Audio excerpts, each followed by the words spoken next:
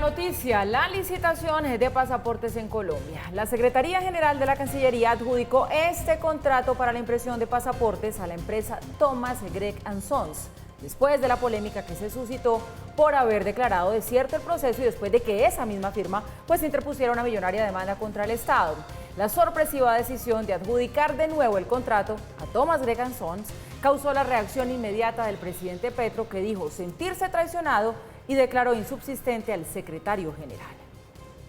Por la cual se declara desierto el proceso de licitación pública número LP 001-2023. Como consecuencia del anterior, y mientras se surte el nuevo proceso de contratación, se declarará el estado de urgencia manifiesta para garantizar la continuidad del servicio en atención al artículo 42 de la Ley 80 de 1993. Así dio a conocer el canciller suspendido Álvaro Leiva en el mes de septiembre del año pasado que el proceso de licitación se declaraba desierto y también anunció el estado de urgencia manifiesta. Hoy, 5 meses después, la Secretaría General de la Cancillería adjudicó el contrato de los pasaportes a la empresa Thomas Gregg. Así lo determinó con la resolución 1396. Esta decisión es sorpresiva, pues el presidente Gustavo Petro y el suspendido canciller Álvaro Leiva aseguraron que no permitirían licitaciones que favorecieran a ciertas empresas, en este caso a Thomas Gregg, que de hecho esa fue la razón por la que Leiva declaró desierta la licitación el año pasado e inició un nuevo proceso que dio lugar a una millonaria demanda del actual contratista.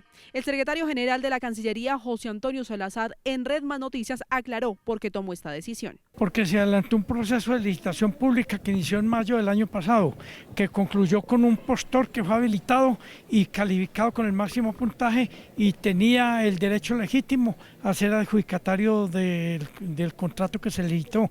Las reglas contractuales las fija el pliego definitivo de condiciones que fue incluido dentro de la licitación y ese es el resultado. José Antonio también se refirió a los beneficios o no que tendría el canciller suspendido Álvaro Leiva. Yo creo que han cesado completamente las causas o los motivos que dieron lugar a la suspensión del canciller Leiva y por lo tanto pienso que la Procuraduría debe o va a estudiar esa situación para restablecerlo en su cargo ministerial. Además, el secretario general aseguró que con esta decisión también se beneficiará el Estado, ya que Thomas Gregg habría demandado ante las suspensiones de licitación. El Estado se beneficia totalmente y fue una de las motivaciones que tuve para actuar como actué, sabiendo que era una decisión que requería mucho valor. La tomé porque comunicando al Tribunal Administrativo la decisión, la demanda ya no tiene fundamento, ya que está atacando un acto administrativo que desapareció del ordenamiento jurídico, que ya no existe. Entonces, esa demanda concluye. Salazar también aclaró que el canciller encargado Luis Gilberto Murillo no sabía de la decisión de adjudicar este contrato a Thomas Gregg. Él no está informado de estas decisiones porque está fuera del país. Además, entendí cuando me delegó nuevamente las funciones que la instrucción que me daba era actuar de acuerdo con la Constitución y con la ley contractual y eso es lo que he estado haciendo. Entonces creo que estoy siguiendo sus instrucciones impartidas tácitamente a través del mandato para que cumpla la ley. El presidente Gustavo Petro no guardó silencio y desde su cuenta de X aseguró que el secretario general José Antonio Salazar los traicionó y por esta razón firmará su insubsistencia. El secretario general de la Cancillería nos ha traicionado. Se firma su insubsistencia inmediata. El contrato es corrupto y aquí está metida la capacidad de la empresa particular en todos los procesos de Thomas Gregg & Sons y en la monopolización de todos los datos privados en una sola empresa privada. Toda la investigación penal debe desarrollarse. Y a este mensaje respondió el secretario general asegurando que él no atiende caprichos personales. Yo soy un hombre leal, completamente leal, pero debo ser leal primero que todo a la Constitución y a la ley. Yo no puedo atender caprichos personales. Y quedó listo el decreto que declara insubsistente al secretario general de la Cancillería, José Antonio Salazar. En su cargo quedará como encargada Paola Andrea Velázquez, quien es consejera de Relaciones Exteriores. Por su parte, el canciller Álvaro Leiva pidió una vez más a la Procuraduría General que revoque su suspensión del cargo. El abogado Mauricio Dueñas, quien representa a Leiva, argumentó que ya no sería el competente para llevar el proceso de licitación de pasaportes en el Ministerio de Relaciones Exteriores. La defensa de Leiva dice que la suspensión ya no es necesaria, puesto que ya no tiene ningún tipo de injerencia en el proceso de licitación del millonario contrato. Bueno, Mauricio, pues esta decisión no la veía venir el país, ¿no? Creo que nos tomó de sorpresa a todos, a todos, al igual que al presidente, que usted vio su reacción y entre otras cosas, pues él habla de que aquí tienen que venir como investigaciones penales y esa es una de las preguntas que quedan. Si tiene herramientas el Ejecutivo como para echar atrás esta decisión y reversarla, parecería que no, porque pues es legal, después una vez se expidió la decisión, pues ya esto quedaría como legal. Esa es una de las preguntas, bueno, en medio de tantas. Y la otra, si el canciller Leiva con esto puede regresar a su cargo, se le levanta la suspensión. Puede salir ganando el canciller suspendido en este momento, Álvaro Leiva, lo cual da lugar a una de las tres hipótesis de lo que ha sucedido algo totalmente imprevisto, como nos señalaba Paula, algo desconcertante. ¿Por qué? Porque acuérdense ustedes que esto ha sido una comedia de enredos. Comedia, digo, de manera figurada porque pues evidentemente no es para nada para risas. La Cancillería abre una licitación. ¿Cuál Cancillería? La de este gobierno, no la del gobierno anterior. Abre una licitación con unos términos, con un pliego, se lo termina ganando Thomas Gregg & Sons y al ganárselo la Cancillería da una vuelta de 180 grados y decide declarar desierta esa licitación que se la había ganado Thomas Gregg & Sons bajo las condiciones que había fijado la misma Cancillería y invocar una urgencia manifiesta para contratar a la misma firma para que siga haciendo pasaportes durante un año. Ese fue como el primer gran acto de esta comedia de errores. Después viene la demanda de Thomas Gregg & Sons que se trató de conciliar con el Estado. En ese proceso de intento de conciliación con el Estado es sacrificada Marta Lucía Zamora, acuérdense ustedes, la cabeza de la Agencia de Defensa del Estado, porque no está de acuerdo con el presidente y el canciller la agarró por ahí en un corredor y le dijo que era una especie de, no se usaba la expresión en ese momento, pero de traidora a la posición del presidente. Lo mismo que usa el presidente hoy en su tuit acerca de José Antonio Salazar.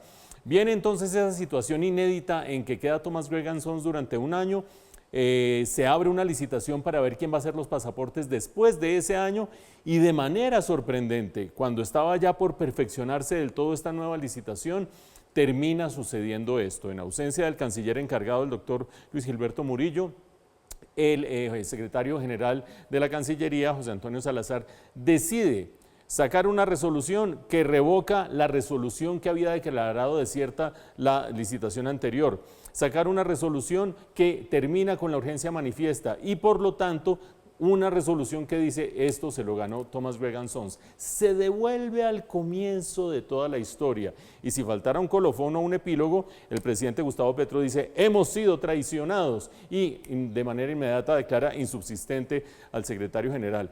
¡Qué rollazo! Imagínense ustedes, es de tal magnitud el rollo que no da para una sola interpretación, da por lo menos para tres de manera sintética. La primera de ellas, el doctor José Antonio Salazar, a quien vieron ustedes dando sus declaraciones, cree firmemente que lo que dicta la Constitución y lo que dicta la ley es que la licitación original en la que ganó Thomas Gregg & Sons es legítima y por lo tanto dice yo me atengo a la ley, no hay aquí manera de sostener las otras resoluciones y por lo tanto el que se la ganó originalmente se la termina ganando porque yo después de estudiar todo esto concluyo que así debe ser. Hipótesis número 1, incluso echándose encima al presidente Petro, etcétera, etcétera. Hipótesis número 2, la más conspiratoria de todas. El gobierno como un todo se da cuenta de que ha cometido un error jurídico, se da cuenta de que esto se termina cayendo en el Consejo de Estado, se da cuenta de que la demanda de Thomas Gregg & Sons por haber declarado desierta la primera licitación puede prosperar y puede perder esa plata. Y ante todo eso decide, como en una partida de ajedrez, sacrificar un alfil. El alfil es José Antonio Salazar, quien salva todo, termina con la demanda, termina con la suspensión del ex canciller Álvaro Leiva y se sacrifica a él. Vaya uno a saber, si uno lo ve dentro de unos días en un consulado, pues seguramente ese fue el escenario ganador.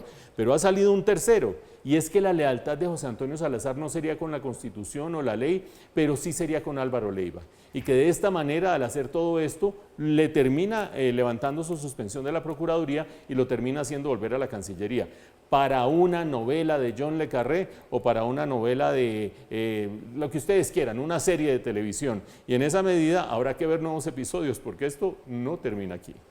Y en las próximas horas se prevé la llegada del ex jefe paramilitar Salvatore Mancuso a Colombia después de permanecer recluido en una cárcel de Estados Unidos durante 16 años por enviar cocaína a ese país.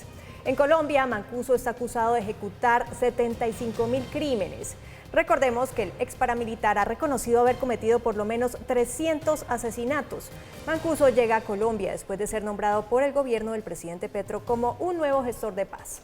La policía prepara el operativo de su arribo al país. Este es un tema que está manejando directamente la DGIN y Narcóticos. Para entrar la referencia, nosotros como Policía Nacional de Bogotá les vamos a prestar todo el apoyo, todo el acompañamiento, todo el monitoreo que tenemos con las capacidades. Regreso, Mauricio, muy anunciado, que parece que ya por fin se concretaría. Está anunciado para el 27 de febrero. Luego surgieron unas voces que decían 28 de febrero. En Red Más Noticias pudimos verificar con nuestras fuentes autorizadas que sí se daría este 27 de febrero ese regreso a Colombia. Él no quería Colombia, ¿se acuerda que él hizo todo lo posible porque lo enviaran a Italia porque no quería regresar al país? Pero resulta que ahora vuelve en calidad de gestor de paz, que no es lo mismo. En calidad de gestor de paz, Paula, que no significa necesariamente que esté exento de pagar las penas que en este momento tiene. Acuérdense ustedes, estaba en un momento dentro de la justicia transicional para paramilitares, ahora tenemos justicia transicional para los exguerrilleros de las FARC, que era Justicia y Paz. Y en ese contexto de estar bajo la égida de Justicia y Paz, termina siendo extraditado para pagar una condena de 16 años, lo decíamos hace un momento, en el estado de Georgia. Y allí, en ese estado de Georgia, termina cumpliendo la condena y queda libre viendo a ver si se va para Italia, si se viene para Colombia. Si se viene para Colombia, lo esperan unos cargos. Si se va para Italia, pues se volvería prácticamente intocable. Después de meses y meses, años, un par de años, finalmente va a llegar mañana a Colombia. ¿Qué le espera? Unas cuestiones jurídicas, unas cuestiones políticas y unos grandes interrogantes. Cuestiones jurídicas o judiciales. Ustedes han visto que ha admitido haber cometido más de 300 asesinatos, fuera de eso desplazamientos, fuera de eso responsable de delitos sexuales. Es decir, el prontuario es inmenso. Ese prontuario estaría bajo la Ley de Justicia y Paz, una justicia transicional para paramilitares, pero hay una especie de bisagra con la Jurisdicción Especial para la Paz, la justicia transicional actual con las FARC, y terminaría esa bisagra generando una especie de acuerdo entre los dos esquemas de justicia transicional para ver qué tratamiento se le da a Salvatore Mancuso. Eso le podría significar, en caso de decir toda la verdad, una condena de esas que se consideran como condenas alternativas, es decir, una condena mucho más suave que la que le correspondería al responsable de semejante cantidad de crímenes. También lo espera la justicia ordinaria, porque en la justicia ordinaria tiene una serie de cargos que no tienen nada que ver ni con Justicia y Paz ni con la JEP, tienen que ver con lavado de dinero, por lo tanto eso también tendrá que resolverlo. Pero en medio de todo eso tiene un paraguas, y el paraguas es el de gestor de paz que le ha dado este gobierno, que no lo exime de responder ante estas instancias judiciales, tanto las transicionales como la justicia ordinaria, pero sí le aseguran que el Estado colombiano lo va a defender, lo va a amparar, porque imagínense la cantidad de gente que tendrá ganas por lo menos de decirle sus verdades. Y la parte adicional viene a ser parte del proceso contra el expresidente Álvaro Uribe, que no es un detalle menor, porque allí podrá decir cosas que, cuestionables o no cuestionables, abran nuevas puertas en ese proceso contra el expresidente Álvaro Uribe por falsedad procesal y, fuera de eso, por soborno, en el contexto de ese largo proceso judicial que tiene al expresidente en este momento todavía en el ojo de la justicia. Y en Estados Unidos, este martes, republicanos y demócratas tendrán una nueva cita electoral en las primarias del estado de Michigan. Por el lado demócrata, Biden medirá su apoyo para noviembre en un estado en el que ganó en las elecciones presidenciales de 2020. Por el partido republicano, Donald Trump y Nikki Haley se enfrentan en un nuevo cara a cara. Trump llega punteando tras ganar las primarias de su partido el sábado en Carolina del Sur, estado natal de Haley. y quien a pesar de su derrota anunció que no renunciará a su candidatura. Sin embargo, advirtió sobre las consecuencias que tendrá una posible victoria del exmandatario. Si Donald Trump es el candidato, los republicanos perderán una vez más las elecciones. Perderemos los estados indecisos, perderemos la Cámara, perderemos el Senado, no nos llevaremos nada. Avanza esta carrera por estas elecciones, bueno, y la nominación republicana específicamente, que es lo que nos interesa en este momento, por lo que está pasando con estas primarias. Y uno diría que está clarísimo el camino despejado para Donald Trump de cara al supermartes y demás, pero llama la atención que Nikki Haley se mantenga firme a pesar de una derrota de la otra y de la otra. A veces se pregunta mucho si es que ella está esperando como una decisión de la justicia que quite del camino a Donald Trump y entonces quede ella. Está esperando o una decisión de la justicia o un futuro político más allá de estas elecciones. Porque retomemos lo que decía Paula, una derrota tras otra, chun, chun, chun. Ojo a lo siguiente, las elecciones primarias de Iowa, las primeras, sacó 19%, la derrotó lejísimos Donald Trump. Las segundas, New Hampshire, sacó 43%, Nikki Haley, la derrotó Donald Trump, pero 43%, ahí va. Carolina del Sur, donde ella fue gobernadora, popularísima, conocida, etcétera, etcétera, se esperaba que sacara más de 43% por lo menos, o incluso que le ganara a Donald Trump. Bajó al 39% y todo el mundo dice, bueno, pero ¿cómo sigue? Si Donald Trump ni siquiera hacía campaña, no se aparecía, en algunos casos ni siquiera se preocupaba por estar muy presente, sino que allá, que votaran por él y ella haciendo campaña y campaña y campaña y con esta cantidad de derrotas. ¿Qué viene? Viene ahora las elecciones en Michigan y viene muy importante de mañana en 8 el supermartes. ¿Por qué se llama supermartes? Porque son 21 estados distintos de la Unión los que tienen las primarias. Ahí se define prácticamente todo si es que no está definido ya.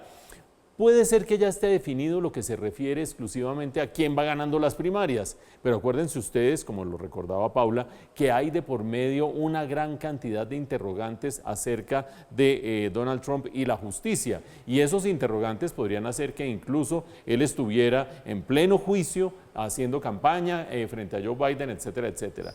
3 factores tiene en cuenta Nikki Haley en este momento. El primero de ellos, el que tiene que ver justamente con que si los fallos de la justicia le son adversos a Donald Trump y lo terminan enredando más de la cuenta, ahí tiene su candidata que a punta de perseverancia y resultados no tan malos, aunque habrá gente que dice que la terminó arrollando, puede estar allí en la banca. En segundo lugar, un futuro político. Si Donald Trump tiene una presidencia, gana la nominación, gana la presidencia y tiene un desempeño desastroso, el Partido Republicano se rearma sobre la base de lo que quede, y en este caso, con sus ideas reaganistas, etcétera, etcétera, de Donald Reagan y demás, Nikki Haley podría ser una muy buena figura hacia adelante en el Partido Republicano.